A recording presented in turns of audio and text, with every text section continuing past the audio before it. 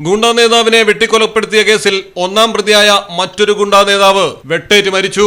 എറണാകുളം നെടുമ്പാശ്ശേരിക്കടുത്ത് കുറുമാശ്ശേരിയിലാണ് കൊലപാതകം നടന്നത്. 2019 ഗില്ലാപ്പി ബിനോയ് എന്ന ഗുണ്ടാ നേതാവിനെ വെട്ടിക്കൊലപ്പെടുത്തിയ വിനുവാണ് കൊല്ലപ്പെട്ടിരിക്കുന്നത്.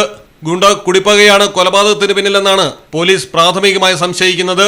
തിരുക്കൊച്ചിയിലെ ബാറിൽ നിന്ന് മദ്യപിക്കുന്നതിനിടയിൽ ഓട്ടോറിക്ഷയിലെത്തിയയാൾ വിനുവിനെ കയറ്റിക്കൊണ്ടുപോവുകയായിരുന്നു. പിന്നീട് കുറുമാശ്ശേരിയിലെ സ്വകാര്യ ആശുപത്രിക്ക് മുന്നിലാണ് വെട്ടേറ്റ് മരിച്ച നിലയിൽ കണ്ടെത്തിയത്. ദേഹമാസകലം വെട്ടിപ്പരിക്കേൽപ്പിച്ചിരുന്നു. അത്താണി സിറ്റി ബോയ്സ് എന്ന പേരിലുള്ള ക്രിമിനൽ സംഘത്തിലെ പ്രധാനിയായിരുന്നു വിനു. ഗില്ലാപ്പി ബിനോയിയെ വെട്ടിക്കൊലപ്പെടുത്തിയ ശേഷം കേസിൽ ജാമ്യത്തിലിറങ്ങിയ വിനു ബാറുകളിലും പാറമടകളിലും ഭീഷണിയുണ്ടാക്കി പണപ്പിരിവ് നടത്തിയിരുന്നു. മയക്കുമരുന്നിടപാടും സംഘം നടത്തിയെന്നാണ് പോലീസ് വ്യക്തമാക്കുന്നത്. വിനുവിനെ ഓട്ടോയിൽ കയറ്റിക്കൊണ്ടുപോയ ആളെ പോലീസ് കസ്റ്റഡിയിലെടുത്ത് ചോദ്യം ചെയ്യുന്നു.